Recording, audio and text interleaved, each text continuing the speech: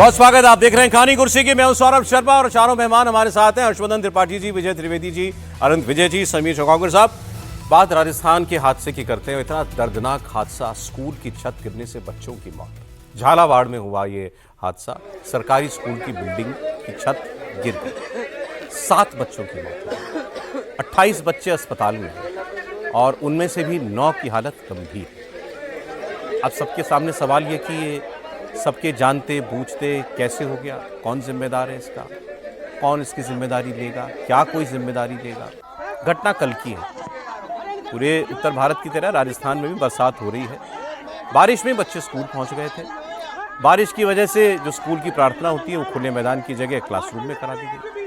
छत बिल्कुल जर्जर हो चुकी थी, पानी टपकता रहता था, बच्चे शिकायत भी करते थे। तभी अचानक पूरी की पूरी छत बच्चों के ऊपर आकर गिर गई, सारा स्लैब। 35 बच्चे मरने में दब गए। गांव के लोग किसी तरह दौड़े भागे पहुंचे, वहीं के बच्चे थे। किसी ने अपनी ही ट्रैक्टर से, जेसीबी मशीन से मलबा हटाया, तब जाके बच्चों को वहां से निकाला गया। आज उन 7 बच्चों का अंतिम संस्कार किया गया। इनके परिवार वाले जब सड़क पर प्रदर्शन कर रहे थे तो पुलिस ने इनके ऊपर डंडे चलाए, क्योंकि सड़क खाली कराई। उस वक्त प्रायोरिटी ये थी। लेकिन गांव वालों के गुस्से का आप अंदाजा लगा सकते हैं। लेकिन गांव वालों के, आप जरा सोचिए कितना बड़ा दिल होगा कि गांव वालों के सामने जब बड़े नेता पहुंचे वहां पर, या प्रशासन के बड़े लोग पहुंचे, तो उन्होंने मुआवजा वगैरह, हमारे यहाँ सरकार हर सरकारी रिवायत यही होती है कि मुआवजे की घोषणा करी जाती है। तो उन्होंने कहा हमें कुछ नहीं चाहिए आपसे, बस इतना वादा कर दीजिए कि ऐसा आज के बाद कभी किसी स्कूल में नहीं होगा। हमारे बच्चे तो गए, लेकिन और किसी के बच्चे के ऊपर आंच भी नहीं आनी चाहिए। अच्छा, गाज किस पे गिरी? टीचरों पे। 5 टीचर सस्पेंड कर दिए गए और परिजनों को 10-10 लाख रुपए के मुआवजे का ऐलान कर दिया गया। साथ ही इनके परिवार के एक व्यक्ति को संविदा पर नौकरी देने की बात भी कही गई है। लेकिन इसमें जिस किस्म की लीपापोती दिखाई दे रही है उसकी तो कोई इंतहा ही नहीं है। मैं उसकी बात करूंगा, लेकिन क्योंकि ये कॉन्स्टिट्यूंसी जो है आप देख रहे हैं वसुंधरा राजे की है, पूर्व मुख्यमंत्री की, तो वो भी वहां पर पहुंची थी और कुछ और लोग भी थे। उनकी बात आप एक बार सुन लीजिए। दुखद घटना है और सब लोगों से, उनके परिवारजनों से हमारी बातचीत हुई है और सरकार की तरफ से 10-10 लाख रुपए की उनको आर्थिक सहायता देने की घोषणा की है और एक परिवार को एक संविदा की नौकरी देंगे और एक बहुत अच्छा सुंदर सा विद्यालय बनाएंगे। विद्यालय के जो कमरे होंगे वो उन बच्चों के नाम से होंगे जिनकी मृत्यु हो गई है। ये हमने तय किया है।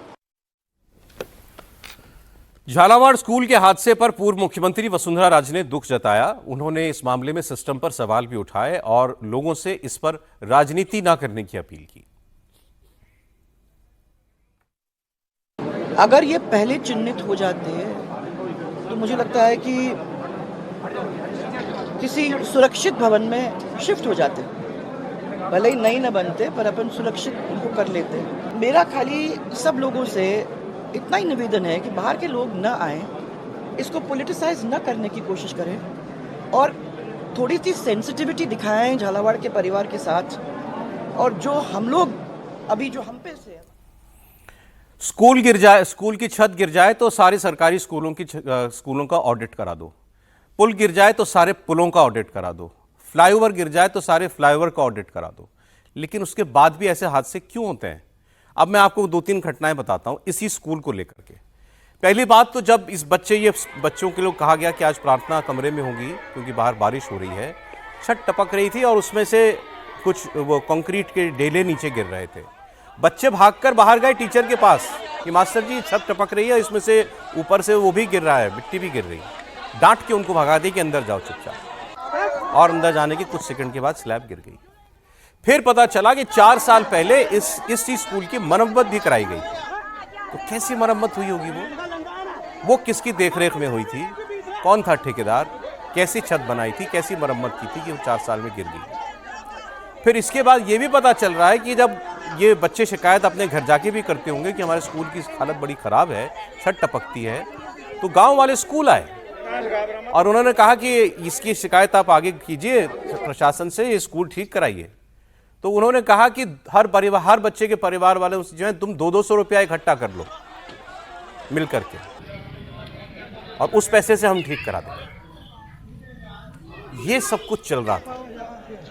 और किसी बिल्डिंग की कंडीशन कैसी है, रोज उसी स्कूल में ये तो बच्चे थे, उस स्कूल में जाने वाले प्रिंसिपल को, टीचर को नहीं पता था कि ये इस हालत में पहुंच चुकी है इमारत।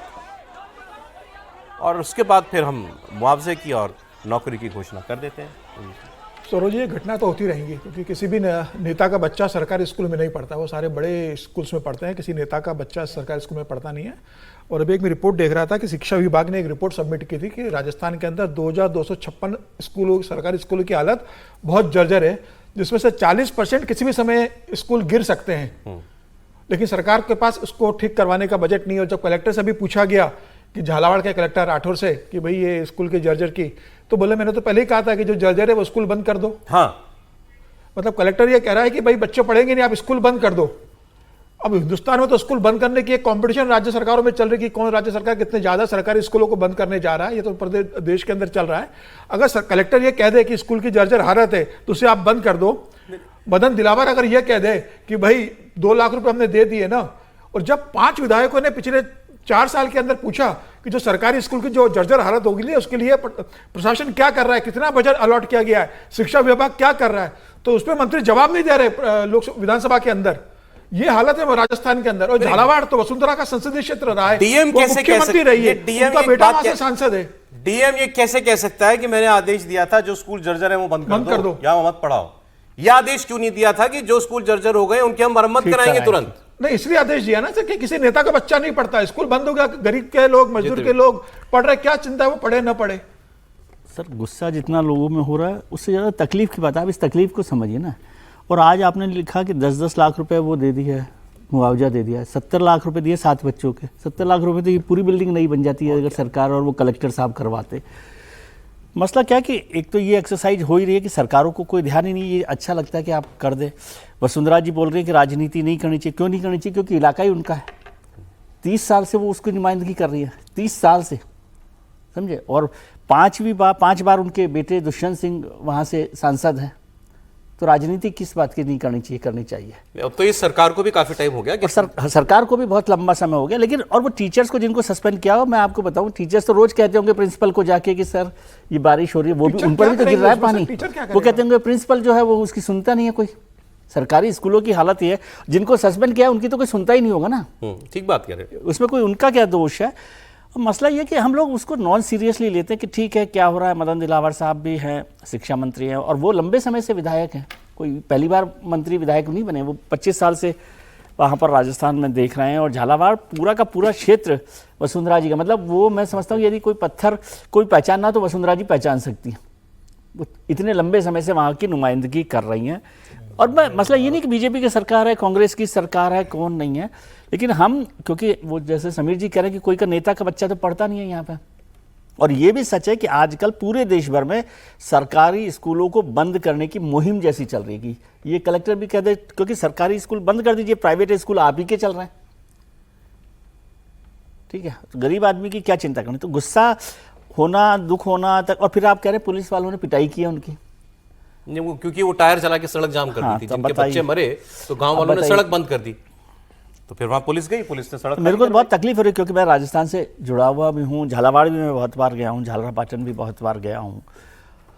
और क्या बता सकते हैं, बाकी ये खबर तो सर स्कूलों पर सरकारों का ध्यान है ही नहीं। वही बात। जो सरकार दिल्ली में दावा करती थी कि स्कूलों पर बहुत शिक्षा उन्नत हो गई और विश्व स्तरीय हो गई।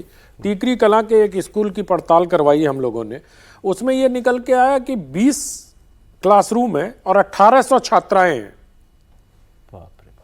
और 3 बाथरूम है और पानी भरा हुआ है स्कूल में। ये राजधानी दिल्ली की हालत है। मैं तो अभी खबर एक ये देख रहा था, किसी ने सोशल मीडिया पर पोस्ट किया हुआ था, किसी पत्रकार ने, कि राजस्थान में एक और स्कूल की छत गिर गई है। वो तो शुक्र है कि वो बरामदे की छत थी, तो वहां कोई बच्चा उस वक्त 40% शिक्षा विभाग कह रहा है कि 40% जर्जर हालत में कभी भी गिर सकते हैं। और इसमें प्रेयर का मसला थोड़ी है, बारिश वो तो वहां बैठे भी थे ना, क्लास उस में तो वक्त बैठते ही prayer वो, होती हाँ थी, उसके बाद शायद क्लास क्लास में तो चलती बैठते ही ना, क्लासरूम में। कमाल की बात यह है कि मंत्री मदन दिलावर ने कहा कि हम इसकी जिम्मेदारी लेते हैं। उन्होंने कहा कि अब सबकी मरम्मत कराई जाएगी। कितनी रकम? कुल रकम चाहिए 200 करोड़ रुपया। इतने बड़े राज्य के बजट में 200 करोड़ रुपया अगर कोई सरकार नहीं खर्च कर सकती है तो ऐसी Education सरकार को एक दिन भी रहने का अधिकार नहीं। शिक्षा मंत्री आज कह रहे हैं कि हम इसकी जिम्मेदारी ले रहे हैं, इसके पहले वो क्या कर रहे थे? और जो ये वसुंधरा जी कह रही हैं, जो विजय जी ने कहा, उससे मतलब एक तरह से कहें कि वो सबसे बड़ी बात कह दी कि वसुंधरा जी तो उन नेताओं में है ना जो पत्थर पत्थर पहचानती हैं, उनकी कॉन्स्टिट्यूंसी है, उनके बेटी की कॉन्स्टिट्यूंसी है। नहीं पता है कि उनके यहाँ क्या सरकारी स्कूल का हाल है, और नहीं पता है तो ये भी विचित्र है। इतने समय तक वो मुख्यमंत्री रही और अभी भजनलाल शर्मा की सरकार है, अभी वो कह रहे हैं कि अब हम ऑडिट कराएंगे। और कमाल की बात ये कि 14 जुलाई को ऑर्डर भी निकला है, 14 जुलाई को ऑर्डर निकला है कि जो जर्जर भवन है उसको आप चेक कराइए। लेकिन चूंकि एक रस्म अदायगी है, प्रतिवर्ष ऑर्डर निकलना है, उसके बाद कुछ हो गया तो ठीक है, नहीं तो मौसम पार हो गया तो पार हो गया। बिल्कुल वही बात। और जो पैसा और मिला एक वो चीज मिल बांट जरूर के मैं खाना कहूं, है, पैसा जो मिला वो मिल बांट के खाना है। एक लाइन कहना जरूरी है, ये बहुत अच्छा नहीं है कि विद्यालय तो कई हैं छोटे छोटे, एक में भी शिक्षक नहीं। बेहतर हो कि जो इलाके में विद्यालय सरकारी हो वो अच्छे हों, बच्चे वहां पढ़ सके, छत गिरने का डर ना हो। आगे बढ़ते हैं। महाराज साहब को मैं एक खबर देता हूं, हालांकि ऐसी खबर के बाद कि कोई पॉलिटिक्स की खबर करते हुए भी अच्छा नहीं लग रहा, लेकिन महाराष्ट्र में चले भाषा पर तो विवाद जारी रखेंगे। महाराष्ट्र की सरकार में सब कुछ ठीक नहीं है और एकनाथ शिंदे गुट के जो मंत्री हैं संजय सिरसाट, और ये थोड़े ताकतवर मंत्री हैं, इनकी जो राज्य मंत्री हैं उनके साथ इनकी कुछ अनबन है। राज्य मंत्री हैं माधुरी मिसाल, तो इन्होंने संजय सिरसाट जी ने उनको एक चिट्ठी लिखी। प्रॉब्लम इनको इस बात से हुई कि इनकी गैर मौजूदगी में उन्होंने बैठक ली अधिकारियों की, तो इन्होंने मंत्री को चिट्ठी में लिखा कि ये राज्य मंत्री और मंत्री के बीच कामकाज का बंटवारा सरकार में हो चुका है, आप मेरे अधिकार क्षेत्र में आकर बैठकें क्यों ले रही हैं और आप आदेश भी जारी कर रही हैं, और अगर आपको बैठक लेनी ही है तो आप मेरी उससे पहले आप मेरी अनुमति लें, और वरना हर बैठक मेरी अध्यक्षता में ही होगी। तो इनको जो राज्य मंत्री उन्होंने, वो बीजेपी की हैं, ये मंत्री कैबिनेट मंत्री शिवसेना के हैं, वो राज्य मंत्री बीजेपी की है। उन्होंने उनको जवाब दिया कि राज्य मंत्री होने के नाते समीक्षा बैठक लेने का अधिकार मुझे है और इन बैठकों के लिए मुझे आपकी अनुमति लेने की भी जरूरत नहीं है। फिर उन्होंने ये भी कहा कि मुख्यमंत्री जो है कामकाज का बंटवारा कर चुके हैं और अब मैंने राज्य मंत्री के नाते मुख्यमंत्री कार्यालय से इस बात का अभिप्राय मांगा है कि मैं ऐसी बैठकें ले सकती हूं या नहीं ले सकती हूं। मामला उन्होंने देवेंद्र फडणवीस जी के कोर्ट में डाल दिया है। ये जानबूझकर जो है कुछ शिवसेना वालों के साथ बीजेपी कर रही है या ये इंडिविजुअल मामला है? नहीं, देखिए, शिवसेना वालों ने पहले शुरुआत में थी कि जब सरकार बनी और देवेंद्र फडणवीस मुख्यमंत्री बने, एकनाथ शिंदे मुख्यमंत्री बने, तो एकनाथ शिंदे ने अपने मंत्रियों से कहा कि भाई आपके विभागों की सारी फाइल मेरे पास आना चाहिए, मैं तय करूंगा आपकी फाइल और उससे हम फाइनल करेंगे, सीएम के पास फाइल नहीं जाएगी सीधे। लंबे समय तक ये चलता रहा और ये उन्होंने स्पष्ट कहा उनके नेताओं ने कि भाई राज्य मंत्री अगर भारतीय जनता पार्टी का वहां पर है, राज्य मंत्री अगर अजित पवार की पार्टी का कोई विधायक बनता है तो आपको कैबिनेट के रूप में विभाग को कंट्रोल करना है, उसका क्रेडिट कोई और लेकर न जाए बैठकों का। आने वाले समय में हमें अपने काम की देखना, हमें अजित पवार और देवेंद्र फडणवीस के विधायकों की चिंता नहीं करना है कि राज्य मंत्री के रूप में उन्होंने क्या काम किया। क्रेडिट हमें मिलना चाहिए, क्रेडिट हमें मिलना चाहिए। और जिस तरीके से विभागों का आवंटन हुआ है, जिस तरीके से फंड अलॉटमेंट हो रहा है, उसमें यह कहा जा रहा है कि भाई अजित पवार के पास वित्त मंत्रालय, तो अजित पवार ने अपने पार्टी और बीजेपी के विधायकों को ज्यादा फंड दे दिया, एकनाथ शिंदे के विधायकों को फंड कम दिया, उनका फंड रोका, इसकी शिकायत हुई, फिर फंड अलॉट हुआ। तो ये बेसिकली अभी तो सीधे शायद जो विभाग एकनाथ अर्बन शिंदे के पास है, मिनिस्ट्री का जो विभाग उनका था, कुछ अर्बन रद्द हुआ है, कुछ fund basically Eknath Shinde urban development का जो इंचार्ज है वो खुद ही विभाग तय कर रहे थे खर्च के लिए। अब देवेंद्र फडणवीस मतलब सीएम ने ये कह दिया है कि भाई जो भी आएगा वो सीएम के पास फाइल आएगी, सीएम तय करेंगे बजट सैंक्शन होगा कि नहीं होगा। अभी तक एकनाथ के पास ये पावर थी। तो मुझे लगा है कि स्थानीय स्तर की जो राजनीति है वो आपस में पावर स्ट्रगल जो चल रहा है कि भाई हम ज्यादा काम कर रहे हैं, हमें कितना फंड अलॉट हो रहा है, हमारे क्षेत्र में हम कितने काम कर रहे हैं। और समस्या ये है कि कई जगह तो ऐसी स्थिति है कि कैबिनेट मंत्री जिस क्षेत्र से आता है वही दूसरा पार्टी का जो राज्य मंत्री उसी क्षेत्र से आता है, तो दोनों अपने अपने क्षेत्र में दावेदारी करते कि भाई मैं ज्यादा काम कर रहा हूं। तो मंत्री को लगता है कि भाई राज्य मंत्री, आपने बताया लड़ाई क्रेडिट की है और बीजेपी ने कहा कि भाई अब ये इसमें जो है बहुत गठबंधन के धर्म के चक्कर में नहीं पड़ना। नहीं भाई, और पूरा कंट्रोल देवेंद्र फडणवीस ने अपने पास इसका रख लिया है। अब आगे बढ़ते हैं। इंटरेस्टिंग खबर ये, कांग्रेस के सांसद शशि थरूर जो केरल से सांसद हैं, अपने बयानों की वजह से पार्टी को हमेशा उन्होंने परेशान किया, आजकल ज़्यादा कर रहे हैं। उन्होंने एक आम पार्टी रखी थी, मैंगो पार्टी। तो इस मैंगो पार्टी के अंदर बहुत सारे लोग उन्होंने बुलाया, उसमें पत्रकार भी थे, सारे नेता भी थे, सांसद थे अलग अलग पार्टियों के। तो चर्चा ऐसी जगहों पर यही होती है। ये आज किसी अखबार की क्या पेज 3 कहते हैं सर जी, पेज 3 में छपा भी होगा, तो उसमें फोटो छपती हैं। तो फोटो ज़्यादा, वैसे तो फोटोजेनिक लोगों की ज़्यादा फोटो छपती है, लेकिन फिर ये भी होता है कि बड़ा नेता है तो उसकी भी छापो। तो कौन बड़ा नेता पहुंचा है इसमें, मैं आपको नाम बताता हूँ। शाहनवाज हुसैन, ये तो बीजेपी के हैं।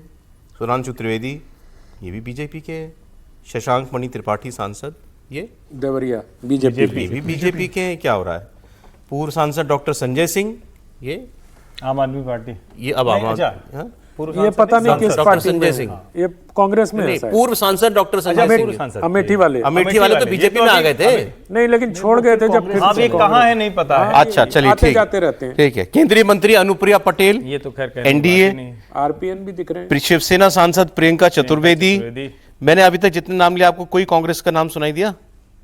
कांग्रेस पार्टी से इसमें शशि थरूर है ना, जो अखबार में छपा है उसमें कोई कांग्रेस का नेता नहीं था। महुआ मोइत्रा आई थी, उनके साथ उनके जो अब हस्बैंड हैं और पूर्व सांसद पिनाकी मिश्रा जो कांग्रेस बीजेडी के से एक हैं, सांसद गए थे बस। वो थे कांग्रेस से। एक है केरल का एक सांसद गए थे और उनसे पूछा गया तो उन्होंने कहा भाई पूरे केरल का मैं प्रतिनिधित्व कर रहा हूँ तो मैं अकेला आ रहा हूँ। अरे ये भी दिख रहे हैं। ओवैसी साहब भी। ओवैसी साहब थे। नहीं तो कांग्रेसी, अब समीर जी ने बताया इतनी बड़ी पार्टी में एक कांग्रेस का नेता गया था, और वो भी व्यक्तिगत केरल से संबंध है, था। वो भी व्यक्तिगत संबंध है शशि थरूर के साथ, उसके अच्छे है। तो उसने कहा भाई मैंने ही कांग्रेस का प्रतिनिधित्व किया है, बाकी जो नहीं है वो उनसे आप पूछो क्यों नहीं आए। तो क्या आनंद जी, क्या है फिर शशि थरूर जी का मतलब कुछ आगे? ये तो कल बहुत दिलचस्प होगा सर, जब पार्लियामेंट पर ऑपरेशन सिंदूर पर परसों, बहस हाँ। होगा। कल या सोमवार से, मंगलवार से होगा, सोमवार या मंगलवार से। तो सोमवार से चर्चा की। सोमवार को लोकसभा में है शायद। सोमवार को लोकसभा में राजनाथ सिंह इनिशिएट करेंगे। उसके बाद देखना होगा कि कांग्रेस पार्टी की तरफ से बोलते हैं शशि थरूर की भारतीय जनता पार्टी की तरफ से बोलते नहीं बोले, अगर बोलने का मौका मिलेगा तो कांग्रेस के पार्टी खाते में जाएगा। हैं। सत्तारूढ़ पार्टी भी अपना समय दे सकती है कि मैं शशि थरूर को अलॉट कर रहा हूँ 25 मिनट। वो इसलिए भी दे सकते हैं कि भाई वो डेलीगेशन में गए थे, वो उनकी क्या डेलीगेशन राय में है? गए थे, उनका तो दावा बनता है। आपको लगता है शशि थरूर को कांग्रेस मौका देगी बोलने का? मुझे तो नहीं लगता, बिल्कुल नहीं देगी। कांग्रेस पार्टी शशि थरूर को किसी भी प्रकार का कोई मौका अब देने वाली नहीं है। ठीक है। शशि थरूर का कांग्रेस में जितना होना था वो हो लिया। अब उनका जो भी भविष्य है वो किसी अन्य पार्टी तो ये कांग्रेस के लिए वो क्या कहते हैं, पर्सन नॉन ग्रेटा, हाँ, वो बन चुके हैं। बिल्कुल। ठीक है। तो बीजेपी में कुछ है सुबुगाड़ सर, आपको लगता है इनके जाने की? नहीं, आप शशि थरूर को क्यों नहीं मान रहे कि कांग्रेस के सांसद है? उन्होंने ही तो पार्टी दी है, तो कांग्रेस से तो वो रिप्रेजेंट कर ही रहे थे ना। हाँ, अच्छा ठीक है। अब वो कब जाएंगे? नहीं, वैसे कांग्रेसी कांग्रेस इंतजार कर एकाध दिख रहे हैं। अमरोहा वाले जो पूर्व सांसद राशिद अलवी साहब और वो लोग हैं, वो ठीक है, लेकिन अब तो पार्टी इंतजार कर रही है। राशिद अलवी तो अब खुद को कांग्रेसी नहीं मानते होंगे। खुद को नहीं पता कि कांग्रेस में है कि नहीं है। ये तो ये शशि, ये दिलचस्प आपने ठीक कहा। ये मंडे को मैंगो पार्टी का मंडे को जब आप कहानी कुर्सी की कर रहे होंगे तब आप लोगों को बहुत आनंद आएगा। नहीं, मैंगो पार्टी का टेस्ट मत खराब कीजिए ना, अच्छे आम है, अच्छी पार्टी है। नहीं तो चलिए फिर यही बात कर लेते हैं कि जो अंगूर भी तो खट्टे होते हैं। सोमवार को जो चर्चा शुरू होगी उसमें अभी जो बातें आई सामने कि राजनाथ जी जवाब देंगे, शुरू करेंगे। हाँ। विदेश मंत्री भी उसमें बोलेंगे। बिल्कुल। ये लोग मेरे ख्याल से दोनों सदनों में बोलेंगे, रक्षा मंत्री और विदेश मंत्री, ये दोनों सदनों में बोलेंगे। और प्राइम मिनिस्टर बीच में इंटरवीन कर सकते हैं। इंटरवीन तो प्राइम मिनिस्टर कभी भी कर सकते हैं। अमित शाह भी बोलने वाले नहीं तो ये हाँ हो सकता है। ये नहीं साफ कहा गया है कि prime minister will prime minister conclude करेंगे सर। ये कहा नहीं गया, किसी एक सदन में बोलने वाले। खबर नहीं आई है। ये केवल इतना है, प्राइम मिनिस्टर में इंटरवीन। आमतौर पर परंपरा ये रही है कि ऐसी जो कर रहे होते हैं फिर तो वो झगड़ा ही नहीं होता इतने दिन। नहीं, बीजेपी ने इंटरवीन करेंगे। एक हाउस में मेरे ख्याल से अमित शाह जी जवाब देंगे, एक में राजनाथ जी देंगे। बीजेपी ने यह भी कह दिया है कि हमारी तरफ से कौन बोलेगा ये तय कांग्रेस पार्टी नहीं करेगी, विपक्ष ये तय नहीं करेगा कौन बोलेगा हमारे यहाँ से। वो तो कांग्रेस के लोगों का भी तय कर रहे हैं बीजेपी कि कौन कौन बोलेगा। शशि थरूर को समय जरूर मिलेगा सर। नहीं वैसे तो प्राइम मिनिस्टर को बोलना चाहिए। नहीं, मुझे लगता है कि बोलेंगे, हालांकि अभी ये आधिकारिक खबर नहीं है, लेकिन वो बोलेंगे अवश्य। और दोनों सदनों में रक्षा मंत्री विदेश मंत्री दोनों बोले, ऐसा नहीं होने वाला है। हो सकता है वो तय करेंगे किससे कहां इनिशिएट कराना है, किससे कहां जवाब दिलाना है। प्रधानमंत्री नरेंद्र मोदी बोलेंगे ऐसा पॉलिटिकल सेंस कहता है, बाकी तो पार्टी तय करेगी। और दोनों सदनों में बोलेंगे और 1.5 घंटे बोलेंगे बट सर, भी क्योंकि कैसे उनको जवाब तो डिटेल में देना है प्रधानमंत्री को, क्योंकि सारे चर्चाओं के केंद्र में प्रधानमंत्री रहे हैं। तो कांग्रेस सुनेगी, राहुल गांधी सुनेंगे बैठ के? अब वो तो कई बार बहिष्कार कर देते हैं। वो नहीं, मणिपुर आप पर ये भी कह पूछिए रहे कि थे। सदन में बैठ के सुनेंगे क्या? नहीं, वही पूछ रहा हूं क्योंकि सुनेंगे तो जरूर। सुनेंगे तो जरूर। सुनना तो पड़ेगा। नहीं, आखिरी कई मौकों पर तो प्रधानमंत्री के भाषण में वॉकआउट कर गया मणिपुर कांग्रेस ने इसका walkout सबसे किया। बड़ा उदाहरण है कि मणिपुर चलिए के सर, लिए- आखिरी 2 मिनट में एक अच्छी खबर जी, दे देता हूं जी, आप लोगों बिल्कुल। को। और ये वाकई बड़ी अच्छी खबर है। हमारे इस वक्त के जो चीफ जस्टिस ऑफ इंडिया हैं, 52वें सीजेआई BR गवई साहब, वो 4 महीने के बाद 23 नवंबर 2025 को रिटायर होंगे। लेकिन उन्होंने उससे पहले एक बड़ा स्टेटमेंट दिया है और इससे एक अच्छी स्वस्थ बहस शुरू हुई है। उन्होंने ये कहा है कि मैं रिटायरमेंट के बाद कोई सरकारी पद नहीं लूंगा। क्या किसी चीफ जस्टिस को रिटायर होने के बाद कहीं का गवर्नर, किसी आयोग का चेयरमैन या किसी राज्यसभा का सांसद, क्या कोई ऐसा पद लेना चाहिए? लिए गए हैं, अभी भी ऐसे लोग हैं, लेकिन उन्होंने खुलकर कहा कि मैं ऐसा काम नहीं करूंगा। कारण मी ठरवलं आहे की रिटायरमेंटच्या नंतर मी कुठलेही शासकीय पद स्वीकारणार नाही आहे, कुठलेही पोस्ट रिटायरमेंट। त्यामुळे एक थोडा वेळ जास्त मिळेल अमरावतीला, धारापूरला, नागपूरला आपल्या सर्वांसोबत थोडा जास्तीत जास्त वेळ घालवता येईल तो मी प्रयत्न करेल। आणि अब हम नाम देख लीजिए, पूर्व चीफ जस्टिस रंजन गोगोई राज्यसभा के सांसद बन गए, बीजेपी की सरकार ने बनाया। इससे पहले कांग्रेस ने पूर्व चीफ जस्टिस ऑफ इंडिया जो थे रंगनाथ मिश्रा, आगे बढ़ाएगा, पूर्व चीफ जस्टिस रंगनाथ मिश्रा जी को जो है वो राज्यसभा भेजा था। और ये सवाल फिर ये लगातार जो है उठते रहे। सर एक और चीफ जस्टिस को केरल का राज्यपाल बनाया गया था, सथाशिवम को। सथाशिवम को नहीं, मुझे तो याद आ रहा है कि शायद मैं चीफ जस्टिस ऑफ गलत इंडिया बयानी करना नहीं चाहता, बहुत महंगा पड़ जाएगा नहीं तो, लेकिन वो एक मुस्लिम चीफ जस्टिस नहीं, जज थे, बहुत पुराने जज थे, उनको पुरानी बात हो गई। वो तो राज्यसभा के मेंबर थे, फिर वो हाई कोर्ट का बनाया गया, फिर सुप्रीम कोर्ट का बनाया गया, और फिर राज्यसभा के बड़ा अच्छा उदाहरण वो पेश कर रहे हैं। मैं तो ये बिल्कुल। गवई साहब ने जब जिस दिन ज्वाइन मतलब पदभार ग्रहण किया था, उस दिन भी ये बात उन्होंने कही थी कि मैं कोई पद नहीं ग्रहण करूंगा। और ये बहस लगातार होती रही है कि जो सीजेआई होते हैं या जजेज हैं, उनको पोस्ट रिटायरमेंट कम से कम सरकारी पोस्ट नहीं लेनी चाहिए, या एमपी वगैरह। एक तो प्रोटोकॉल के हिसाब से भी एमपी जो है वो उनके नीचे आते हैं। भारत के प्रोटोकॉल नंबर ऑर्डर को देखें तो उसमें ये भी बात उन्होंने जिक्र किया था पहले, आज नहीं किया। लेकिन एक बात मुझे याद आती है कि अरुण जेटली जी ने एक बार इस बहस पर काफ़ी पार्लियामेंट में बोला। वो लॉ मिनिस्टर थे, तो उन्होंने कहा कि रिटायरमेंट के बाद सरकार का पद लेना ये तय करता है कि आपने फैसलों में क्या किया है। कम से कम कहने का मौका तो मिलता है। और उसमें एक और बात कही थी जो हमेशा होती है कि कम से कम कूलिंग ऑफ पीरियड लिया जाए, बस कि भाई 3 साल का कूलिंग ऑफ पीरियड है, कि तुरंत बाद में जो है आप बन जाते हैं। सीजेआई थे, रिटायर हुए, अगले दिन राज्यसभा में नॉमिनेट हो जाते हैं जी, या कोई भी हो, मतलब किसी एक की बात नहीं है। तो वो ठीक है, कूलिंग नहीं। ऑफ पीरियड और फैसलों पर क्या आपका असर पड़ा, पोस्ट रिटायरमेंट पोस्ट जो है इसको इसमें डिसाइड। मूल बात तो ये भी है ना कि इतने बड़े आप लीगल ल्यूमिनरी हैं, आप तो जस्टिस हैं ना, क्या आपको इतना भरोसा नहीं है कि उस पद से उतरने के बाद आप देश समाज में कोई बदलाव का हिस्सा बन सकते हैं? नहीं बन सकते हैं। इसका मतलब आप कुर्सी पे बैठे हुए जो कह रहे थे दूसरों को आदेश देने तक था, तो अमल में नहीं आ सकता था। और देखिए ये कह के गए हैं गवई साहब, ये बहुत सुंदर बात है, लेकिन बहुत लोग, जस्टिस चेला मिश्रा वो चीफ जस्टिस नहीं थे, सेकंड मोस्ट से चले गए केरल अपने गांव, कभी आते हैं यहाँ, ऐसे कई लोग हैं। एनवी रमन्ना अभी ज्यादातर लोग वही करते हैं, कुछ लोग जो पॉलिटिकली कॉन्शियस रहते हैं। क्योंकि बात खासकर चीफ जस्टिस ऑफ इंडिया की होगी। हाँ, और मेरा मानना है नहीं लेना चाहिए, ये बड़ा उनको कोई पद नहीं लेना। बहुत धन्यवाद। आज समय इतना ही था। आनंद जी, समीर जी, विजय जी, हर्षवर्धन जी, बहुत धन्यवाद आपका।